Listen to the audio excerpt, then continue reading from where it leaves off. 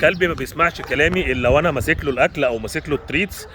جمله بنسمعها من ملاك كلاب كتيره، من عينه ملاك الكلاب اللي مهتمين يدربوا كلابهم بنفسهم وبداوا في تدريب كلابهم بالتعزيز الايجابي. ايه سبب الموضوع ده؟ خلوني اقول لكم السبب في ده ايه، وبعدها هقول لكم على طريقه تبداوا بيها تحلوا الموضوع ده. سبب الموضوع ده بكل بساطه انك انت لما بتمسك اكل وتيجي تدرب كلبك، دي مرحله اسمها لورنج. انت بتبقى ماسك له الاكل وبتشكل له بيها شكل جسمه ان هو يتحرك يمين وشمال ويطلع مثلا يقعد ينزل تحت او يلف حوالين نفسه والكلام ده كله.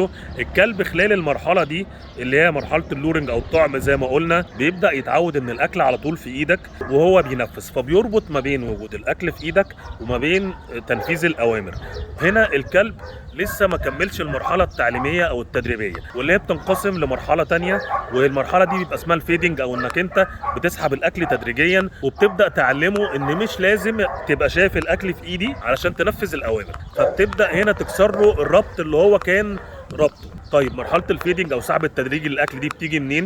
بتيجي اول حاجه تدريجيا، وبتيجي واحده واحده، وليها الاعيب كتيره وليها طرق كتيره. والنهارده هقول لكم على طريقه من طرقها. هتجيب حته الاكل او المكافاه اللي انت ماسكها لكلبك، وتبدا الاول تديله مثلا اوردر بسيط جدا هو عارفه. وهنا احنا بنفترض ان انت معلم كلبك شويه اوامر. هتبدا مثلا تديله اقعد، وبعد كده تكافئه، اقعد تكافئه، اقعد تكافئه، وبعدين يبقى معاك كيس في جيبك او الشنطه بتاعت التدريب او حته عاليه شويه حاجه انت حاطط عليه الاكل. تمسك المكافاه، مش مشكله لو هو شايفها في ايدك، وتقوم حاططها في حته عاليه وايدك تبقى فاضيه، وتبدا تطلب منه الاوردر بتاع اقعد. قعد، تقوم واخد المكافاه مديها له، تتحرك في مكان تاني، تبدا تطلب منه نفس الكلام والمكافاه مش في ايدك. قعد، تديها له، تجيب المكافاه مطرح ما انت كنت شايلها وتديها له، وهكذا. واستمر مع كلبك على الامر البسيط اللي هو عارفه. وبعد كده ابدا عقد الموضوع شويه.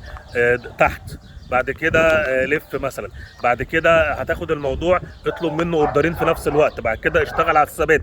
تبدا تشتغل تدريجيا في عدد الاوامر كمان، يعني مش لازم يبقى امر وهكذا. بس هو في الاخر خالص بيبقى عارف ان نهايه التنفيذ ان في اكل هيظهر. ودي طبعا مرحله مهمه جدا جدا جدا جدا، وبتفرق مع الكلب، وهتخلي كلبك على المدى الطويل مش لازم يبقى شايف الاكل عشان ينفذ الاوامر. جرب معاه الطريقه دي.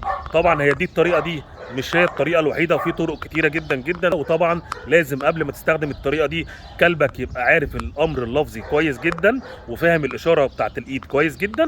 جرب معاه، وان شاء الله في حلقه تانية هقول لكم على طرق تانية.